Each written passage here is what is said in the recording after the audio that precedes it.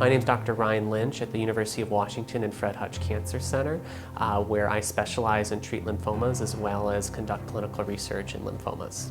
I tell patients that one of the most important things on treatment is to be as active as possible and continue to exercise as much, try to do as much as you were doing prior to starting treatment. So it's not the time just to train to do a marathon if you've never run before, but if somebody was active and walking several miles a day before, I encourage to try to do that as much as possible, maybe reducing the distance or the number of days.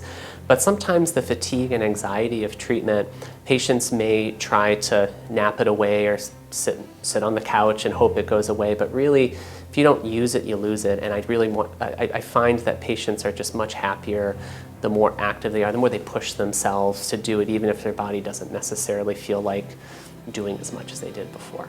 I think it's important to discuss with the oncologist what the risk of infertility is with a particular regimen.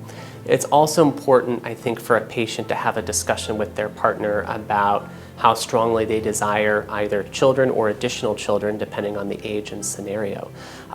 For a patient who couldn't imagine their life without having a child sometime in the future, even if there's a low risk of infertility, it can be, I think, very reassuring to either bank sperm or freeze eggs ahead of time.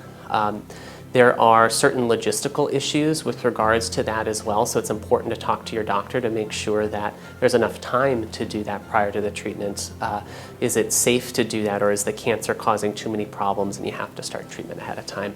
Very rarely is there not enough time to do fertility preservation ahead of time, so I think it's a very important conversation to have.